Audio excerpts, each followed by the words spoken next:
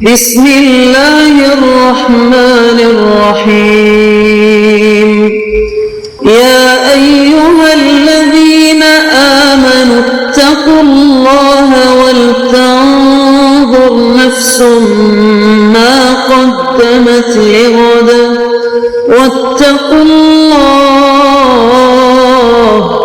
ان اللہ خبیر بما تعملون۔ اے ایمان والو، اللہ سے ڈرتے رہو اور ہر شخص کو دیکھنا چاہیے کہ اس نے کل یعنی آخرت کے لیے کیا سامان بھیجا ہے، اور ہم پھر کہتے ہیں کہ اللہ سے ڈرتے رہو، بے شک اللہ تمہارے سب اعمال سے خبردار ہے۔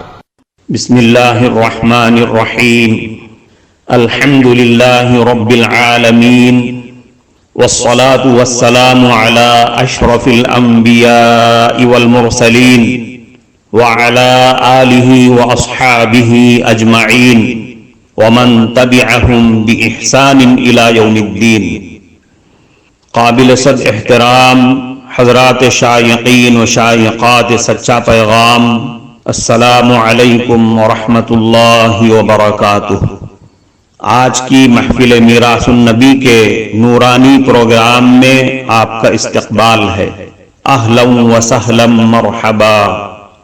ہم آپ تمام حضرات و مستورات کا خیر مقدم کرتے ہیں۔ محترم حضرات و خواتین، تعلیم کا آغاز ہو رہا ہے۔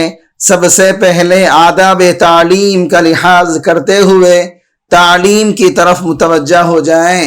پورے دھیان سے سننا، عمل کی نیت سے سننا اور تبلیغ کی نیت سے سننا، یعنی سنی ہوئی باتیں دوسروں تک پہنچانے کے جذبے سے سننا۔ چند خاص آداب تعلیم ہیں، امید ہے کہ آپ حضرات ان آداب کا ضرور خیال رکھیں گے۔ جزاکم اللہ۔ بسم اللہ الرحمن الرحیم۔ خواتین کے لیے گھر سے باہر نکلنے کی شرط۔ عورتوں کو اصل حکم یہ ہے کہ وہ گھر کے اندر رہیں، بلا ضرورت گھر سے باہر نہ نکلیں۔ چنانچہ اللہ رب العزت نے ازواج مطہرات کو مخاطب فرما کر یہ حکم ارشاد فرمایا، جو ازواج مطہرات کے واسطے سے تمام مسلمان عورتوں کے لیے بھی یہ حکم ہے۔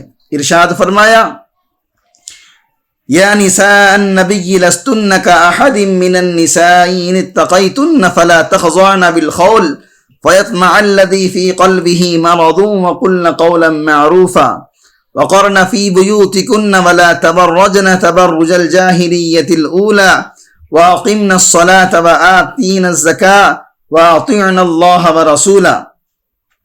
اے نبی کی بیویوں، تم معمولی عورتوں کی طرح نہیں ہو۔ اگر تم تقوی اختیار کرو تو تم نامحرم مرد سے بولنے میں، جبکہ کسی ضرورت کے تحت بولنا پڑ جائے، نزاکت مت کرو کہ اس سے ایسے آدمی کے دل میں خیال یعنی فاسد خیال پیدا ہونے لگتا ہے، جس کے دل میں خرابی اور برائی ہے۔ اور قاعدہ عفت کے مطابق بات کہو، اور تم اپنے گھروں میں ٹہری رہو، اور زمانے جہالت کے دستور کے موافق مت پھرا کرو، اور تم نماز کی پابندی رکھو اور زکوٰۃ دیا کرو، اللہ اور اس کے رسول کا کہنا مانو۔ غرض اس آیت سے معلوم ہوا کہ عورتوں کو اصل حکم یہ ہے کہ وہ گھروں میں رہیں، بلا ضرورت گھر سے باہر نہ نکلیں۔ البتہ اگر کوئی خاتون کسی مجبوری کے تحت گھر سے نکلے تو اس کو حکم یہ ہے کہ وہ سر سے لے کر پیر تک اپنے آپ کو اچھی طرح برقع یا کسی بڑی چادر سے چھپا کر نکلے، تاکہ ان کی بے پردگی کی وجہ سے نہ وہ تو خود گنہگار ہو اور نہ کسی دوسرے کے گناہ کا ذریعہ بنے، اور اس کی وجہ سے دوسرے حضرات گناہ میں مبتلا نہ ہوں۔ اور یہ حکم بھی اللہ پاک نے سورہ احزاب میں دے دیا ہے۔ چنانچہ ارشاد ہے، یا ایھا النبی قل لازواجک وبناتک ونساء المؤمنین یدنین علیہن من جلابیبہن ذلک ادنی ان یعرفن فلا یؤذین وکان اللہ غفورا رحیما۔ اے پیغمبر، اپنی بیویوں سے اور اپنی صاحبزادیوں سے اور دوسرے مسلمانوں کی عورتوں سے کہہ دیجئے کہ نیچے لٹکا لیں اپنے اوپر تھوڑی سی چادریں، اس سے جلدی پہچان ہو جایا کرے گی تو انہیں کوئی تکلیف نہیں دی جائے گی، اور اللہ تعالی بخشنے والا مہربان ہے۔ اب غور کیجئے کہ آج اس حکم پر عمل کرنے والی خواتین کہاں ہیں؟ اللہ ماشاء اللہ بہت کم ہیں، ہزاروں لاکھوں میں کوئی یہ خاتون ہوگی جو اللہ کے اس حکم پر عمل کرنے والی ہوگی۔ جب وہ گھر سے نکلے تو واقعتاً سر سے لے کر پیر تک اپنے آپ کو شرعی پردے کے اندر مستور کر کے نکلے۔ اکثر مسلمان خواتین جب گھر سے باہر نکلتی ہیں تو خوب آراستہ ہو کر، سج کر، بے پردہ اور بے حجابانہ طریقے سے نکلتی ہیں، جس کی وجہ سے وہ خود بھی گنہگار ہو جاتی ہیں، کیونکہ ان پر نامحرم مردوں سے پردہ فرض ہے، اور اس فرض کو چھوڑنا ایسا ہی ہے جیسے نماز کو چھوڑنا، روزے کو چھوڑنا، حج اور زکوٰۃ کو چھوڑنا۔ نماز اور روزے چھوڑ دیے تو آدمی صرف خود ہی گنہگار ہوتا ہے، اور پردہ چھوڑنے کی وجہ سے وہ خود بھی گنہگار ہو جاتی ہے، اور نہ جانے کتنے لوگ ان کی وجہ سے گنہگار ہوتے ہیں۔ ان کو دیکھ کر جتنے بھی لوگ بدنگاہی کریں گے اس کا ذریعہ وہ عورت بنے گی۔ کسی گناہ کا ذریعہ بننا بھی گناہ کرنے کے برابر گناہ ہے۔ چنانچہ ایک حدیث میں آتا ہے، جس نے کوئی برا طریقہ جاری کیا تو اس کو اس کا گناہ ہوگا، اور جتنے آدمی جب تک اس برے طریقے پر عمل کرتے رہیں گے ان کا گناہ بھی اس کو ہوتا رہے گا، بغیر اس کے کہ عمل کرنے والوں کے گناہوں میں کوئی کمی آئے۔ یعنی گناہ کرنے والوں کی گناہوں میں کوئی کمی نہیں آئے گی، لیکن جس نے گناہ کا ایجاد کیا، حالانکہ وہ گناہ کر کے چھوڑ دیا، لیکن اس نے ایک طریقہ بنا کر چلا گیا، اس طریقے پر جو بھی گناہ کرتا ہے، گناہ کا ایجاد کرنے والے کو بھی اس کا بدلہ ملتا رہے گا، اس کا گناہ ملتا رہے گا، اس میں اس کا حصہ ہمیشہ رہے گا۔ محترم ناظرین کرام، اس دینی اور ایمانی بیان کو سننے کے دوران ہی اس کو لائک کر دیجئے اور شیئر بھی کر دیجئے تاکہ دوسرے بھی اس سے فائدہ اٹھا سکیں۔ اللہ آپ کو جزائے خیر عطا فرمائے۔ اس سے معلوم ہوا کہ گناہ کا ذریعہ بننا بھی گناہ ہے۔ اب موجودہ صورتحال میں ذرا غور کیجئے کہ بے پردگی اور بے حجابی میں عورت کس قدر سنگین دوہرے گناہ کا ارتکاب کر رہی ہے۔ عورت گھر سے بے پردہ نکلنے کی وجہ سے خود بھی گنہگار ہوتی ہے، اور ساتھ میں کتنے مردوں کو اس نے بدنگاہی کے گناہ میں مبتلا کر دیا۔ ان سب بد نظری کرنے والوں کے برابر اس ایک بے پردہ عورت کو گناہ ہوتا رہے گا۔ اس لیے یہ اور بھی زیادہ اہم فرض ہے کہ گھر سے نکلتے وقت مسلمان خواتین شرعی پردے کا اہتمام ضرور کریں۔ اگر مسلمان خواتین شرعی پردے کا اہتمام کریں تو کتنے مسلمان بد نظری کے گناہ سے بچ جائیں گے۔ اگر کوئی عورت پردہ کر کے نہ نکلے تو ایسی عورت کا بے پردہ اور بے حجابانہ گھر سے نکلنا بذات خود تو گناہ ہے ہی، لیکن دوسری طرف مردوں کو یہ حکم ہے کہ چونکہ راستوں سے خواتین بھی گزریں گی، اس لیے ان کو چاہیے کہ اپنی نظروں کی حفاظت کریں اور اپنی نظروں کو نیچی رکھیں تاکہ ان کی نظر کسی نامناسب اور کسی گناہ کی جگہ پر نہ پڑنے پائے، اور راستے میں نامحرم عورتوں سے اپنی نظر کو بچانے کا حکم ہے۔ لیکن اگر کوئی ایسی چیز ہے جس پر نظر ڈالنا شرعی اعتبار سے مناسب نہیں ہے، یا اس پر نظر ڈالنا دوسرے کی تکلیف کا باعث ہے، یا اس میں کوئی گناہ ہے، اس سے بھی اپنی نظر بچانے کا حکم ہے۔ اس سے اپنی نظر کو بچا کر نظر نیچی کر کے رکھیں۔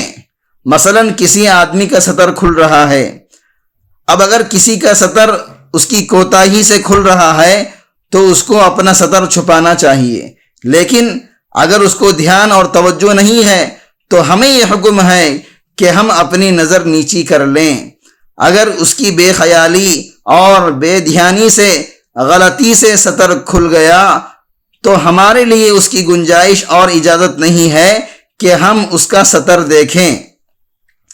ایسے ہی کوئی اپنے پیسے اور قیمتی چیز نکال رہا ہے یا کسی کو دے رہا ہے اور ہمیں اندازہ ہو جاتا ہے کہ وہ اس کو چھپانا چاہ رہا ہے تاکہ اسے کوئی نہ دیکھے، تو ہمیں اس کی طرف نہیں دیکھنا چاہیے۔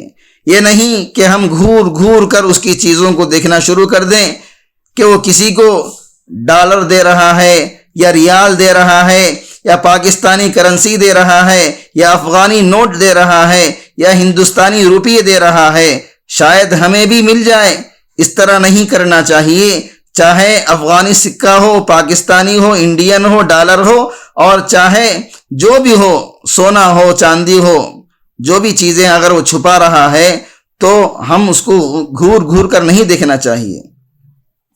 اسی طریقے سے جب آدمی دوسروں کے روپیے، پیسے اور قیمتی چیزیں دیکھتا ہے تو پہلے سے انسان کے اندر حرص موجود ہے، تو وہ جیسے ہی ان کو دیکھے گا تو نفس اور شیطان دل میں خیال ڈالیں گے کہ کاش یہ روپیے، پیسے اور قیمتی چیزیں میرے پاس بھی ہوں، اور پھر اگر اس نے اپنی نظر کو نہ ہٹایا تو یہ خیال بڑھتے ہی بڑھتے بالآخر اس کو چوری کے گناہ پر آمادہ کر سکتا ہے، چھیننے اور ڈاکہ ڈالنے پر آمادہ کر سکتا ہے۔ اگر پہلے ہی مرحلے پر اپنی نظر نیچی کر لی تو نظر نیچی کرتے ہی وہ آنکھوں کے گناہوں سے بچ جائے گا، اور جو خیال ذہن میں آئے تو اس کو ذہن سے ہٹا دے۔ غرض جتنی نامناسب سب جگہیں ہیں جہاں نظر کو استعمال کرنا شرعاً اور عرفاً ممنوع ہے، وہاں سے آدمی اپنی نظر بچائے۔ یہ راستے کا پہلا حق ہے کہ ہم راستے میں اور روڈ پر ایسی چیزوں کی طرف اپنے قصد اور اختیار سے نظر نہ لے جائیں۔ اگر نظر اچانک چلی جائے تو فوراً ہٹا لیں۔ جو آدمی بھی راستے میں کھڑا ہو یا بیٹھے تو اپنی نظر کی حفاظت کر کے بیٹھے، اور یہ اہتمام کرے کہ میری نظر غلط جگہ استعمال نہ ہونے پائے۔